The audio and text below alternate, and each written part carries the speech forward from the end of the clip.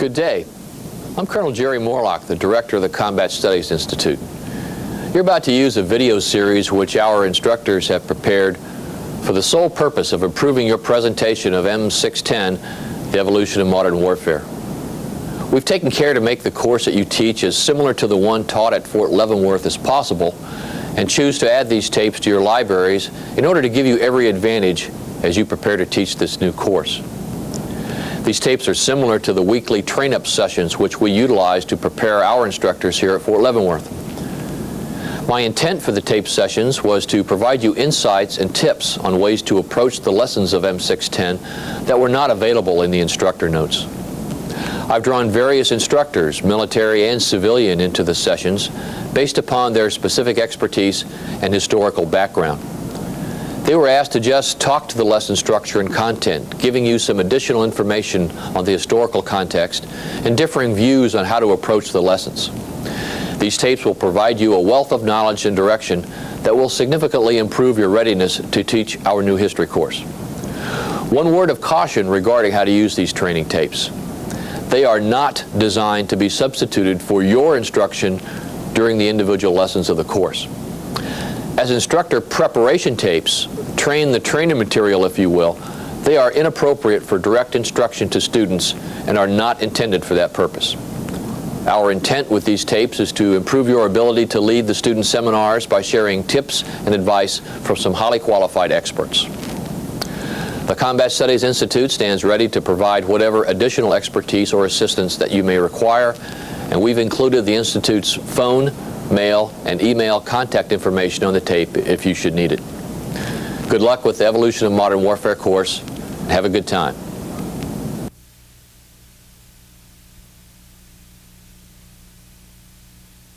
Okay, my name is Larry Yates, and this is Lieutenant Colonel Bill Bassett. We're both from the Combat Studies Institute, and this is the lesson on the Cold War. And our purpose here is, one, to provide you some information that's not in the readings, thus to give you a little more depth than the students will have in doing the readings, and also provide you with some perspectives you can use in teaching the class, and some tips on how to go about teaching this particular lesson. It's not an easy lesson because it's mainly providing context. There's no war to look at. There are no battles to analyze. Mainly it's how did the Cold War come about, how did it develop, and what role did the military play in that, both in terms of nuclear strategy and in terms of the military services themselves. So that's what we'll be looking at, and I'll probably take the lead on the first part of that, the origins and development of the Cold War, and then turn it over to Lieutenant Colonel Bassett for nuclear strategy, and then we'll both fight for the last one, the role of the military. So the Cold War, one thing that you probably know yourself, assuming, let's say I'm talking to someone in their mid-30s, you missed most of it. And your students definitely will have missed most of it. Many of them will have been born, after the Cuban Missile Crisis, 1962, or right about that time, maybe a little before. They're not going to remember it. And given the fact that the Cold War started around, some say 1947, that's a fairly good stretch of history that's simply not in their memory bank. They became aware probably of the Cold War sometime in the 70s or toward its last phases in the 80s. But there's a long history there, and the Cold War goes through a number of permutations and phases, and I just want to go over those briefly. But before I do, might just suggest to you that to get the discussion started, you might ask the students what they think of when the term Cold War is used, and just see what sort of answers you get, not only in terms of their own personal experience, but just what was their concept of the Cold War. Generally, it boils down to something about the free world versus communism, and that's fine, but is a good general description, but it's somewhat simplistic. And what I hope to do here in a few minutes is to give you a little more detail than that, and also a little more detail, a little more interpretation than you get from your reading. So to look at the traditional school of thought about it, the Cold War was the U.S. response to communist expansion. Initially Soviet expansion at the end of World War II and in the months and years following that conflict. We weren't sure what motivated Soviet expansion. There were a number of studies done at the time, one by Secretary of the Navy James Forrestal, which indicated that it was communist ideology, world revolution. The Soviet Union was out to take over the world in the name of international communism. Others argued it was more Russian imperialism. It was a continuation of expansionism that the czars themselves had pursued from the 18th, 19th century on, or even 18th and 19th century, perhaps before. But the continual expansion of Russia into an empire and now perhaps throughout Europe, etc. That was another issue. What are the limits of this expansion? Well, if it's ideology, it's worldwide. If it's traditional Russian expansionism, it probably will be satisfied with a good chunk of Europe and the Middle East and perhaps part of Asia. But these points were being debated. A third point of view was put forth by what was then one of our foremost Russian experts, George F. Kennan, in what was at first called a long telegram, a telegram he sent as charge d'affaires in Moscow to Washington in 1946, describing what he saw as the Soviet threat. It was later put in condensed form into an article in Foreign Affairs magazine in 1947. It's called the X article because he didn't put his name to it as a government official, but it was called the conduct, oh boy, never mind. We'll edit that part out if that's all right. But anyway, Kennan's article on Soviet expansion. Why are the Soviets expansionistic? And his answer was, ideology does play a role, but only in the sense that communist ideology portrays a very threatening world to those countries that are communist. It sees the capitalist world as inextricably hostile and out to take over or to destroy communism. And so ideology plays a part, not in the sense of world revolution, but in the sense of portraying the world as hostile, a world in which there are two contending forces, the capitalist forces and the forces of socialism/communism, and it's a battle to the death. So that's the role of ideology. It's not a blueprint for taking over the world. It simply says the world is one of conflict. Kennan's argument is that the source of Soviet conduct, and that's the title of the article, the source of Soviet conduct is the political system. It's totalitarian. And to maintain their totalitarian system at home, they need to expand abroad, because the main threat to the totalitarian system will be the ideas of freedom, etc., seeping into the country and infecting the people and undermining the system. And the way you can prevent that is to continuously push out your borders to where there aren't any ideas that run counter to your own culture and own system that can infect the population. So by that standard, the expansion is unlimited. But Kennan would argue it's limited in the sense that no country can take over the world. Logistically, it's impossible. So there are certain areas the Soviet Union will focus upon, and where those areas overlap with our interests, we need to stand up to them. And that leads to the issue of what is the U.S. response to communist expansion. Kennan came up with the word containment. And that is, we will stop them from expanding wherever it's in our interest to do so, hold the line, and then wait for their system to change. Because if the system of totalitarianism is at the root of expansion, or the ideology, if you want to argue that, if changes take place within the Soviet Union that will change that system and doom that ideology, then perhaps their expansion will stop. So we'll hold the line and wait for changes in the Soviet Union. Now, it turns out Kennan's piece proved prophetic. That's pretty much what happened. But it took 40 years to do it, and nobody was contemplating that. Maybe Kennan was, but most people wanted a quicker end to the Cold War.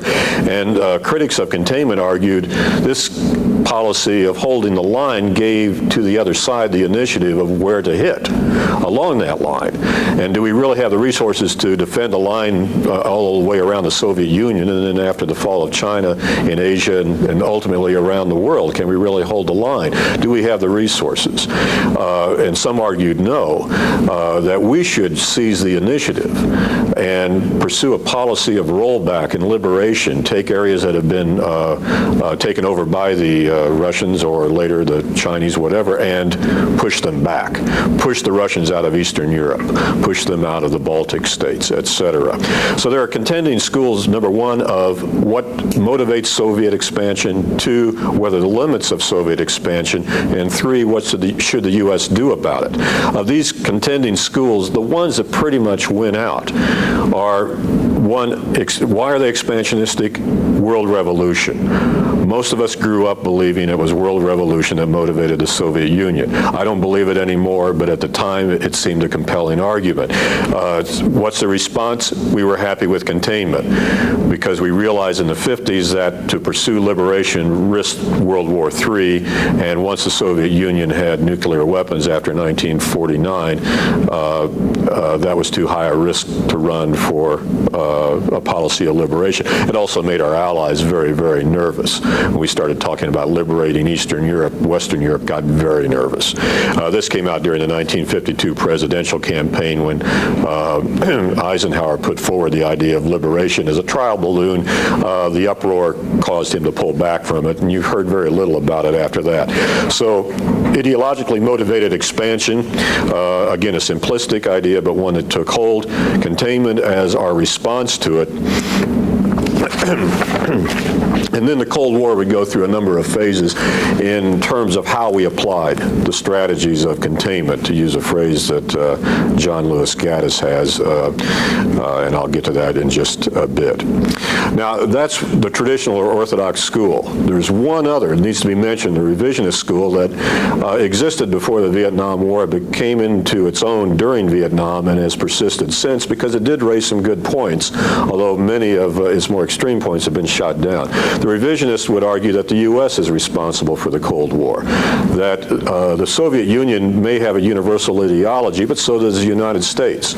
We think of freedom and democracy as applicable throughout the world, and we've done our part to extend it, just as we have our economic system of capitalism. So who's universalistic? Both sides were. We were in a position to be more aggressive, however, after World War II, and as a result, we caused great concern within the Soviet Union, where Stalin was looking out for Soviet security concerns vis-a-vis Western Europe. In other words, a revived Germany could come and do what Germany had done twice already in the 20th century. It could march across an open plain right into Russia. And also Napoleon had done it in the 19th century. There's no natural barrier there to stop them. So some revisionists would argue Stalin's main concern was to get that barrier. If there's not a natural barrier, he'd create a political one by satellitizing, or at least establishing as spheres of influence, the Baltic states, Poland, Eastern Europe, the Balkans. And that would be his buffer, having friendly governments there, and then as time goes by, the satellitization of those countries and the presence in all but Yugoslavia and Albania of the Red Army. So the revisionist version is we're the ones that are aggressive, and the Soviet Union is more defensive-oriented, and we provoke them. They have to respond, and thus the Cold War. With the end of the Cold War, Soviet archives have opened up, and we see that the revisionists have some points. The United States certainly had a universal ideology. We were certainly aggressive in pursuing it, but the Soviet Union bears much of the responsibility for the Cold War. Stalin was looking for opportunities to expand and did. So those are the certain interpretations that give a little more depth and perspective to the lesson than what you would get out of Addington and Wagley alone. The Cold War, as I said, developed through certain phases. We can look at this in a number of ways, and I'll do this very quickly, or as quickly as I can.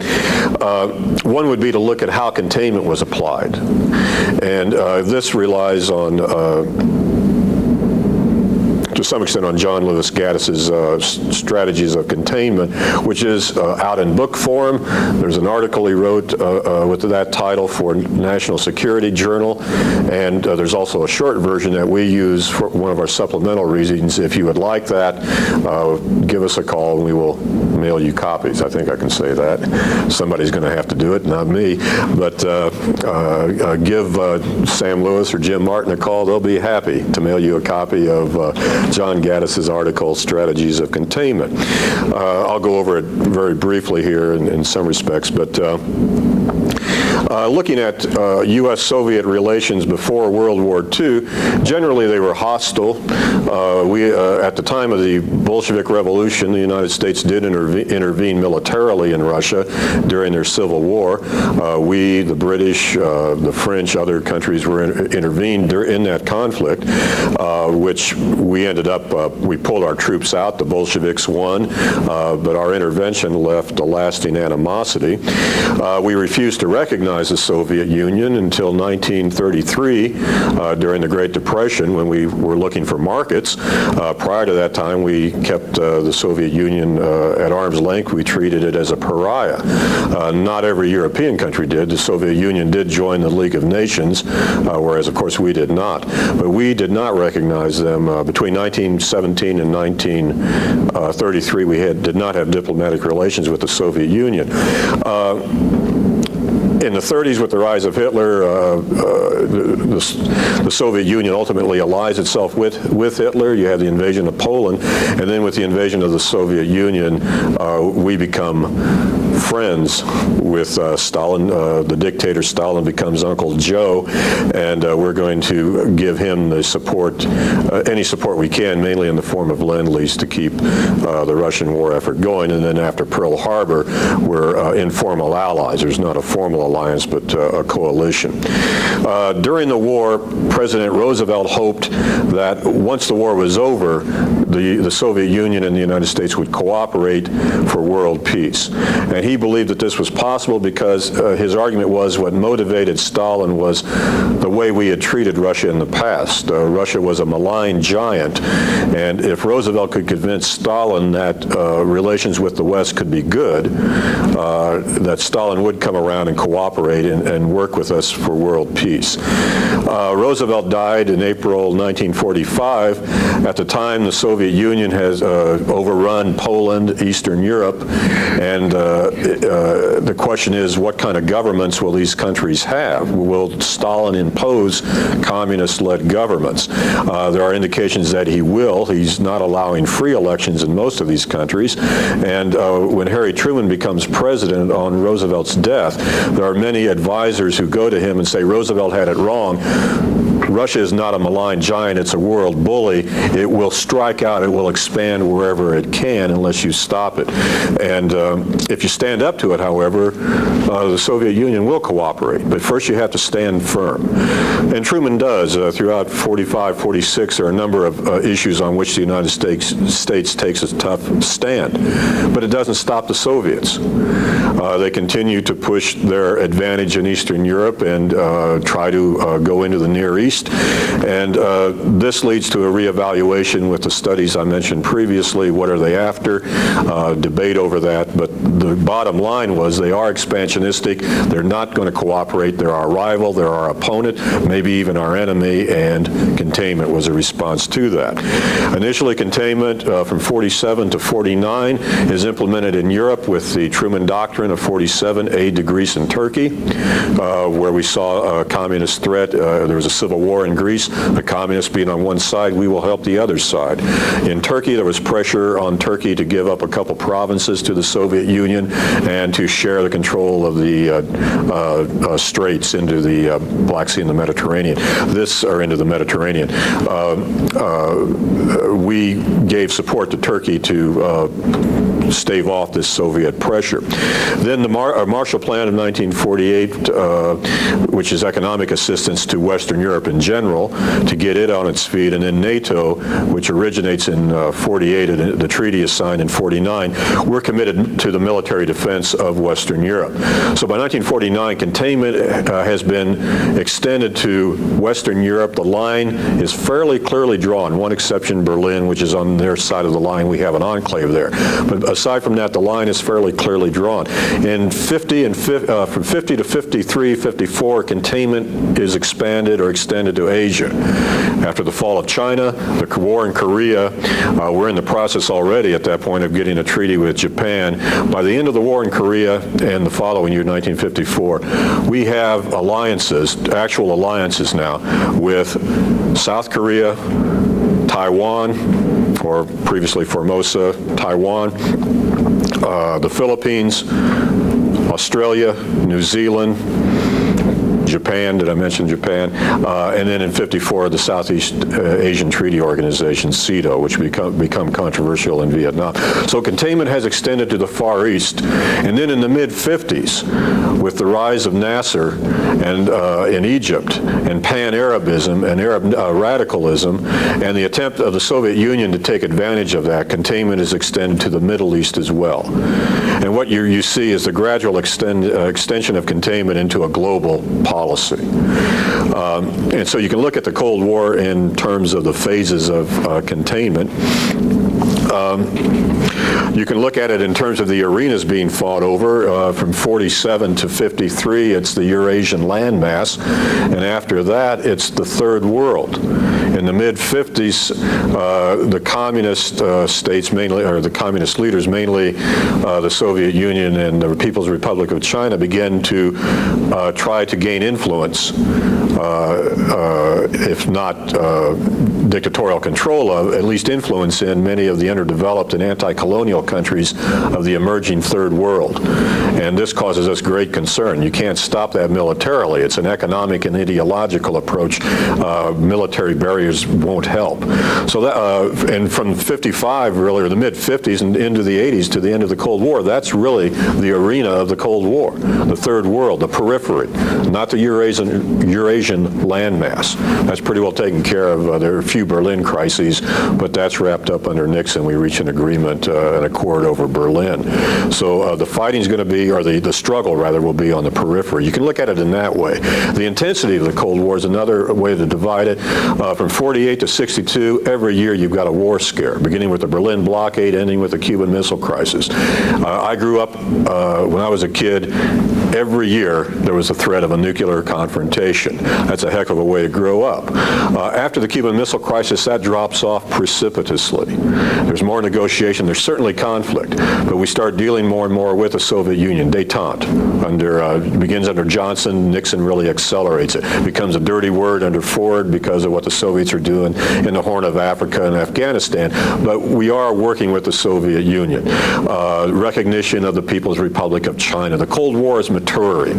The rhetoric of the 50s and early 60s is going by the boards. The view of the communist world is monolithic. That's passing by the boards. So in terms of intensity, another is simply the changing perspective from Soviet expansion to international communist expansion. In that, Vietnam is the watershed, and for much of the Cold War it is. Going into Vietnam, we have the view of communism as largely monolithic, not entirely. We don't see it that simplistically, but it's fairly close. Coming out of Vietnam, our view of the enemy is much more sophisticated and much more complex. It took Vietnam to change that. But also the bipartisanship that backed up much of our Cold War policy prior to Vietnam evaporates with Vietnam. After Vietnam, our foreign policy is based more upon ad hoc support for any given issue, which you may or may not get it. Central America, you don't get it, but you do it anyway. In other cases, the Maya gas, some incidents, you do get bipartisan support. And then strategies of containment, as I mentioned, John Gaddis, I'll let you get the article for that. It talks about the changes between symmetrical and asymmetrical containment. But these are different ways you can look at the Cold War. Again, it's an ongoing process. It's an evolutionary process, one of development, not a static us versus them, commie revolutionaries versus freedom fighters in the West. That's all good rhetoric, and it was used up into the Reagan administration, but then take a look at what Reagan ends up doing, coming to terms with the Soviet Union as it's entering its death throes as the Soviet Union. But the rhetoric has been toned down, et cetera. So that's a very, very, very brief overview of the Cold War. There are a lot of issues here that we don't have time to get into, but again, for the purpose of your students, it's mainly to provide context for the military issues that will come out of it.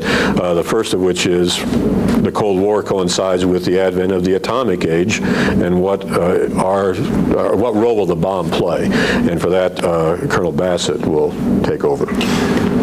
I'd just say before addressing nuclear strategy, just possibly suggesting a question or a way to move the student discussion into origins and characteristics of the Cold War. Larry offered one.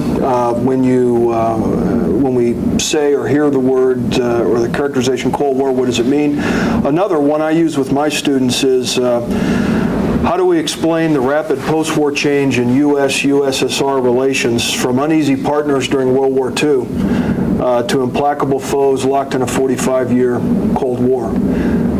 How do we arrive at that change, a way of getting into it? And then emphasizing to the students during this discussion that what you're doing in what should probably be no more than the first 30 minutes of a 2-hour lesson, as Larry has said, you're setting the political, economic, diplomatic, and social context for much of the military strategy, policy, and strategic decisions that are being made in not only the next lesson on Korea, but really through the remainder of the course to the second to last lesson. So I just offer that to you. The section on American military strategy in the nuclear age is, I find very difficult. I'm a 19th century American military guy. My focus is on the Civil War.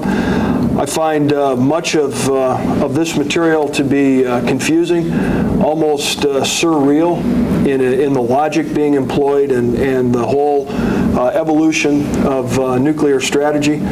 I don't think that the reading, I think the reading by Lawrence Friedman in Makers of Modern Strategy is one of the more difficult readings we expose the students to in the evolution of modern war.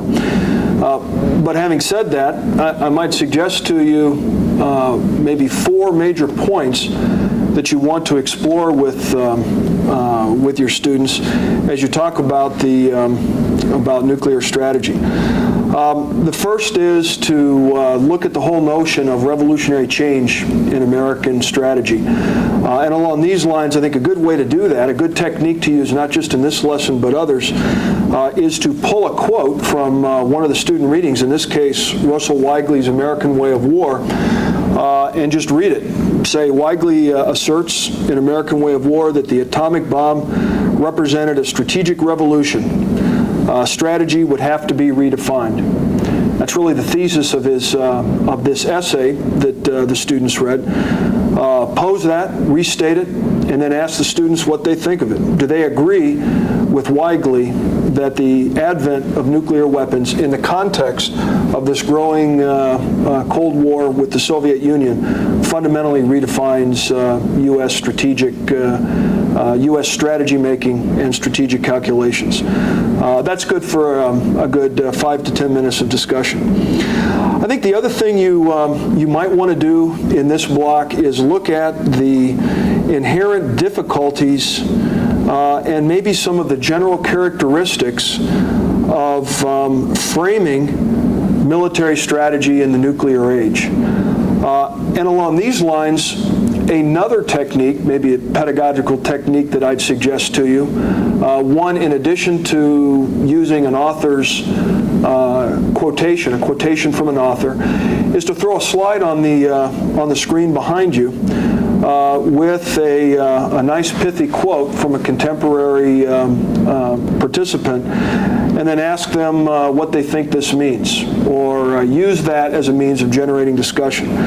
And I think there are three that I've identified and use in my lesson here in the college. The first being a quote from Harry Truman in 1949, where he asks, "Can the Russians do it?"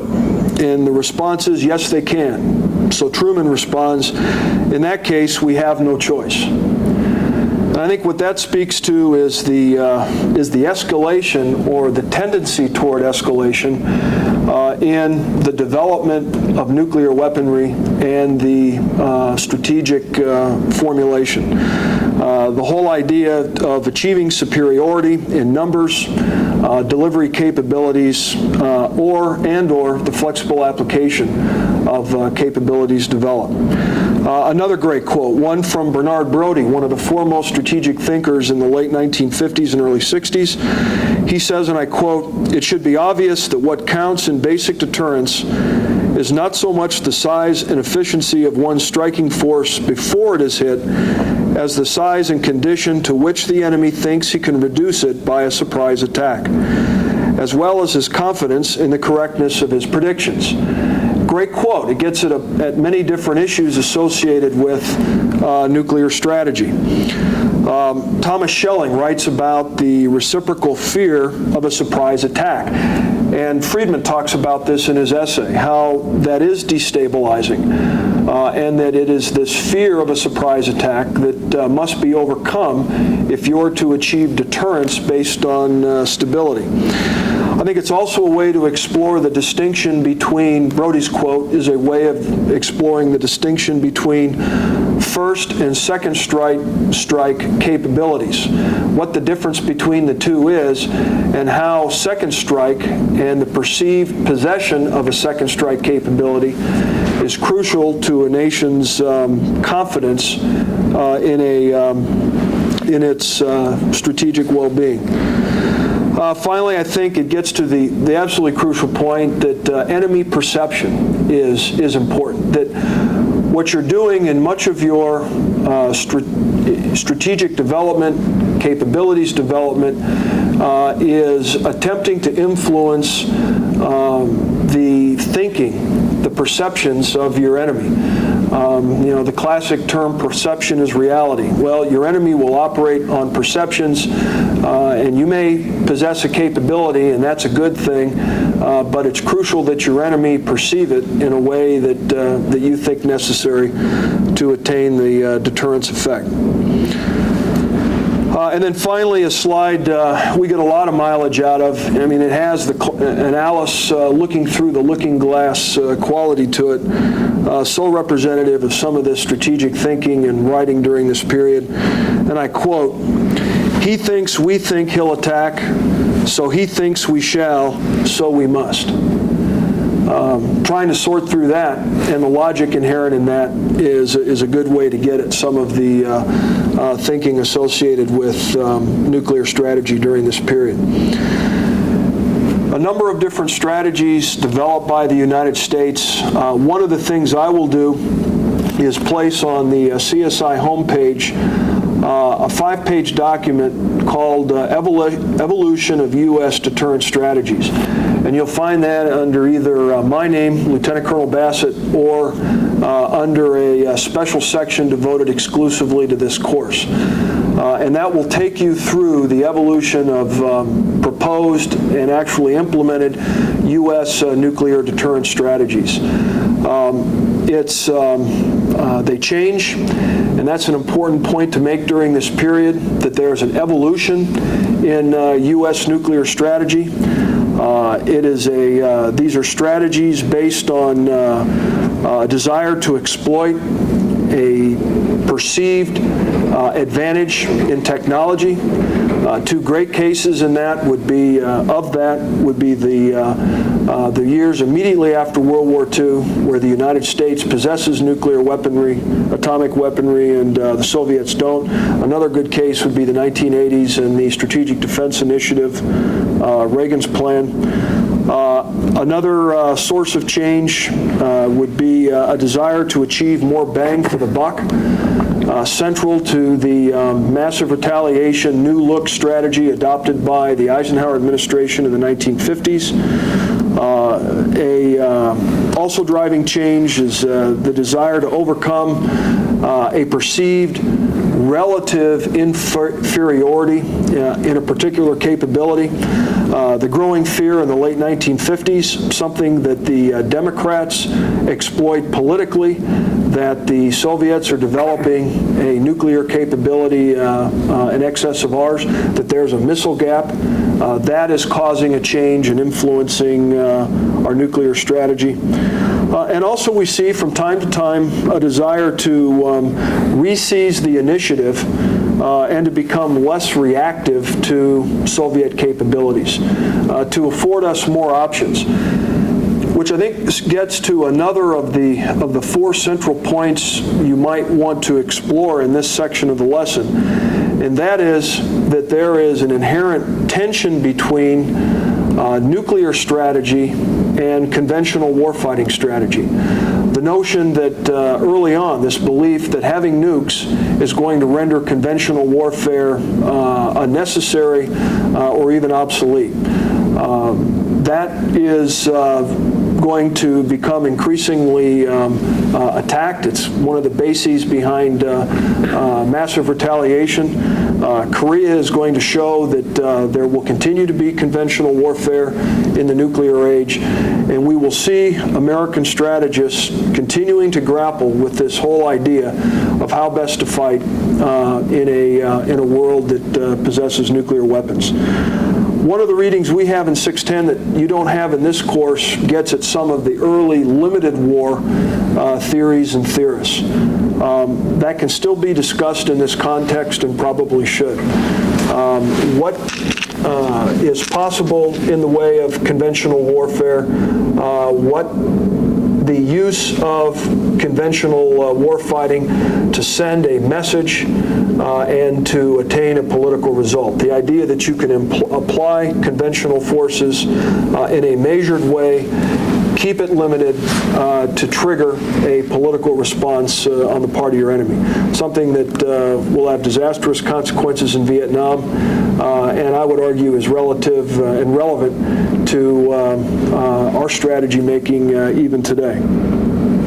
So I think those are four major items that you can explore with students during this particular portion of the lesson. Using the thesis posed by one of the lesson authors, or using a slide that encapsulates or conveys an idea very prominent at that particular time. Larry, do you have anything to add to? Yeah, just a couple of things. I'll let you in on some inside secrets here. We're doing these out of sequence, so we've already done the Korean War video. I was a part of that, and we do discuss limited war to a certain extent there. And the fact there was no limited war theory before Korea, it comes out as a result of Korea, and then will take us right into Vietnam. So if you want some help, if you want to use limited war in this lesson, you might skip ahead and look at the Korean War video just for what little we offer on it there. Secondly, in terms of making material available, and I've talked sort of jokingly about the Gaddis, you'll write in and somebody else will send you a copy. I'm speaking from an outline which has a little more detail than I gave you as fast as I tried to talk about the origins and development of the Cold War. Be happy to put that on the homepage as well. And anybody who wants to call in or write to discuss these things in more detail, be happy to do that. But bottom line, I would suggest not only looking at this outline, but the Gaddis article I mentioned, and getting that as an overview for the Cold War, and the Ken and X article, which is in I think it's June or July issue of Foreign Affairs, 1947. It's a famous article. We have copies of it here too we can send it to you along with Gaddis. But those materials will be available, and I think would be helpful in drawing together some of the points I made earlier on, and you as well. Okay. The point about perception, I think, is critical. We find it in the case of the Korean War. We talk about it in great detail during the video there, how we misperceived, or they misperceived, our view of Korea to the point where they thought they could intervene without any U.S. response. They found out they were wrong. We misperceived how sensitive they were about us crossing the 38th parallel. I mean, that's just at the conventional war level. You escalate up to nuclear strategy, perceptions have very dire consequences. And what you were getting at with that statement about we think they will, they shall, et cetera. If you want to see this on video, go rent World War III with Rock Hudson and Brian Keith, because that's exactly the way the world would go. It isn't that a madman would push the button. It's that one side thinks the other has to attack, and therefore we have to push the button. The other side, knowing that they're about to do that, they have to push it, even though neither side wants to. Figure the logic out. The logic is there. It's very logical. Fortunately, we never got to that point. We came close in the Cuban Missile Crisis. A book I looked at last night indicated Khrushchev was ready to use nuclear weapons to defend Cuba if we invaded. We came within 2 days of invading Cuba. Very close. But this whole idea of perception is reality. It's not what the other side actually thinks, is what you think they think is critical. Many of the history lessons we give, we're assuming we know what the other person thought, et cetera, et cetera. That's generally not the case. Oftentimes we didn't have a clue any more than they had a clue about what we were thinking, and that makes for a very dangerous world. Final section here, we'll just mention a few topics following, again, the origins and development of the Cold War, nuclear strategy. Last section, or last piece of material you might want to look at is simply the role of the military in the nuclear age, in an age when it looks more and more as we get into it, we won't be using atomic weapons.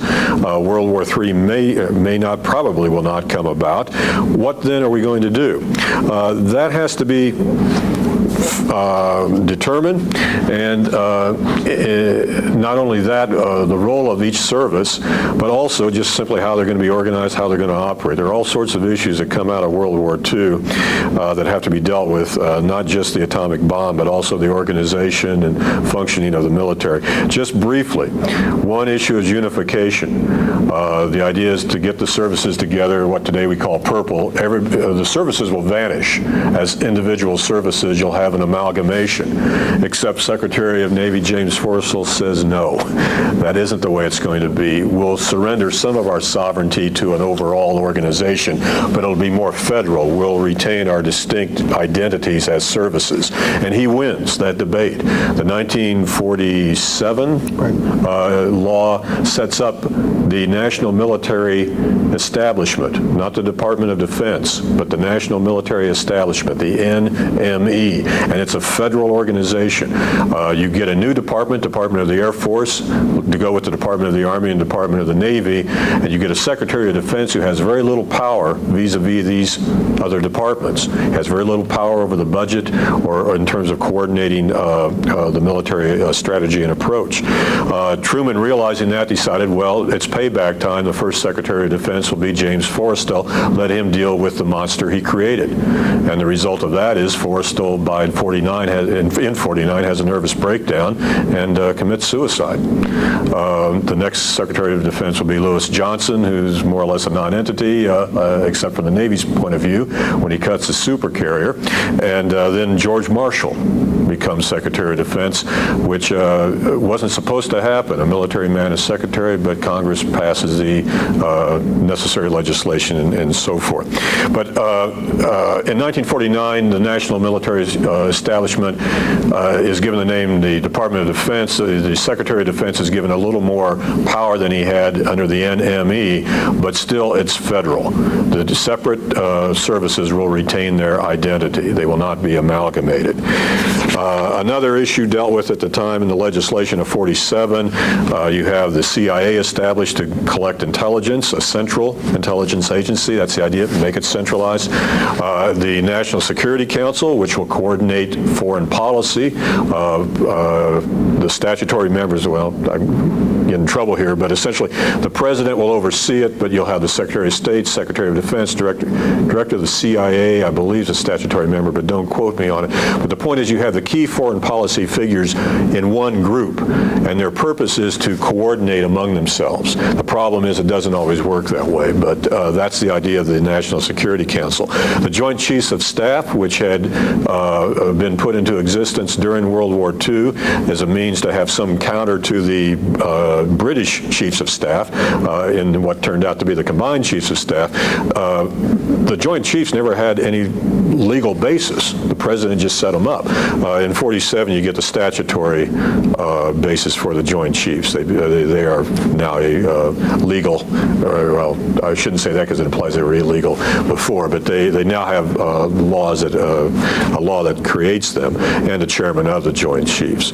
Over time, the chairman will assume more power, but he doesn't have it necessarily at the beginning. And as we said already, the Air Force as a separate service. Later in the decade, you get by executive order the integration of the armed services, and this is a major issue, but it's not one we go into great detail here.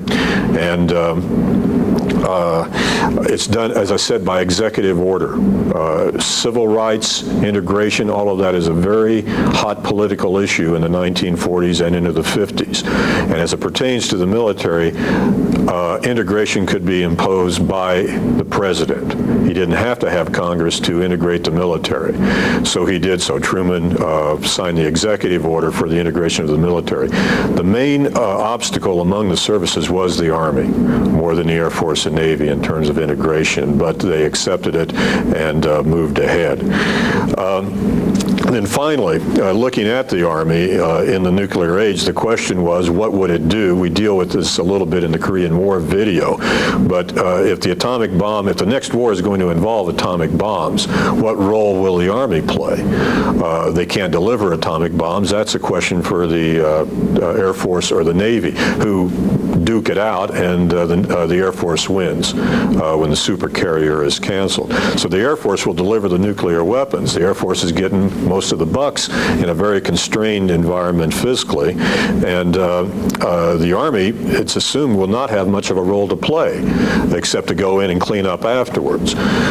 Korea comes along, and that changes it. You have a limited war. We're not going to fight World War III over Korea. We're not going to allow nuclear weapons to be used. Therefore, but on the other hand, we will have to fight for it, and that's the job the Army has to do. We use air power and naval power to begin with. It's not enough, so the Army is sent in. And the money funnel opens up. And not only does the Army get well, everybody else does. And the defense budget hits around $50 billion, going from 14 to 50 during the Korean War. But as soon as the war is over, and Eisenhower, during the presidency of Eisenhower, five-star general, he cuts the military to the quick, arguing that to continue to spend $50 billion a year will cause inflation, and we can lose the Cold War through the economic demise of the United States just as easily as through the military demise. So he cuts back. You have the military. You have the spectacle of a five-star general as president gutting the military, and especially the Army, which his former colleagues, Galvin, Ridgway, Taylor especially, cannot understand. And they begin to challenge this, quote, new look, putting most of your eggs in the nuclear basket as a deterrent, and arguing that what if another Korea comes along, we have no way to meet it if we don't have the Army. It'll be another Task Force Smith. And this debate goes on into the late 50s, at which point Eisenhower begins to open it up a little, and then with Kennedy you get flexible response, and the money goes, or you spend much more on defense. The defense budget goes up, and the Army is modernized, etc. In the meantime, however, the Army was trying to keep its hand in during the 50s, during Eisenhower. The way they chose to do it was through what was called a pentomic division, and the reading by Doty gets into that as in terms of how it was organized, how it was set up, what it was designed to do, which was to fight on a nuclear nuclear battlefield. 5 battle groups to a division spread out in a checkerboard fashion, so if a tactical nuke took out one, you'd still have 4 left.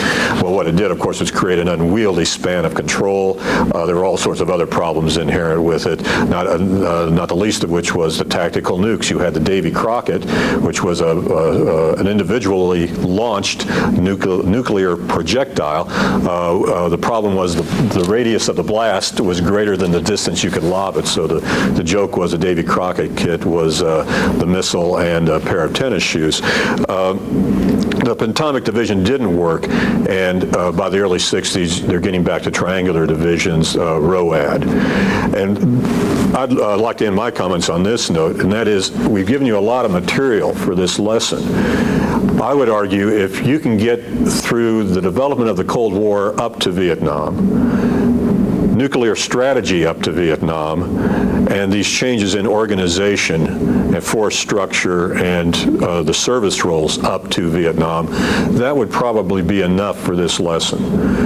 Then the next lesson, you'd start with specific examples, Korea. Following that, you do get Vietnam, and then you can bring in more of the context after that. But for this lesson, if you're pressed for time, I would shoot for getting it up to Vietnam, and that can be easily done in all 3 of these categories: the origins, development of the Cold War, nuclear strategy, and simply the role of the military. I guess the last couple things I'd say would be many of us find it useful where possible throughout the course to ask a question or develop discussion that asks students to compare and contrast or what we're looking at in that particular period with challenges we face today and in the future. Or maybe ask the question, is anything we are looking at in this lesson useful to us as we negotiate our way through Force 21 and take the Army into the 21st century? I think a couple of ways that can be done in this particular lesson and in the third portion of the lesson, the post-war defense structure. A couple of questions I ask students in the course are, several historians have noted similarities between what the U.S. military went through immediately after World War II and what we are going through now following the Cold War, with the end of the Cold War. Do you see similarities? And what are the similar trends? And I think you could talk about things like following victory in 2 major wars, there's been a significant reassessment of the U.S. role in foreign affairs, and that will have consequences for the military. U.S. with a significant technological advantage, if maybe momentary. In the case of post-World War II, the nuke, today, all the talk about information age technologies and the advantages that'll afford U.S. forces. Then as now, a reassessment in service roles and missions, a number of purple initiatives to make us more joint and more interoperable. We're going through force reductions and limited fiscal resources, just like the services were in the late 40s. And then maybe less so today, but nevertheless there continues to be inter-service rivalry for resources. And that's playing as well. So those are some things that maybe can be developed in discussion. And the same thing can be done with the Pentomic Division. Ask the question, does the Pentomic experiment in the late 1950s offer any insights relevant to our Force 21 experience today? Such as, are there problems associated with exploring capabilities and basing doctrine and capabilities on equipment and technologies identified but not yet fielded in numbers? Continued questions about adequacy of strategic lift. The point Doty makes in his article about intellectual adaptation, getting officers to buy into the new doctrine and the new system for fighting. A problem in the late 1950s, arguably a problem for us today and in the future as we implement and continue to move forward in Force 21. And then what Doty might suggest, the danger to near-term preparedness in implementing a new doctrine and organization? Do students see any problems associated with that? So I think these are a couple things you can do, and it does develop student interest to try and see relevance to what we face today and in the future with what we're looking at in a particular lesson. Right. And without the search for relevance, it all becomes rather academic and uninteresting, except from a storytelling standpoint. So second that, and thank you very much. Again, if you have any questions, don't hesitate to contact me, Larry Yates, or Lieutenant Colonel Bill Bassett regarding these lessons, and hope you found this useful.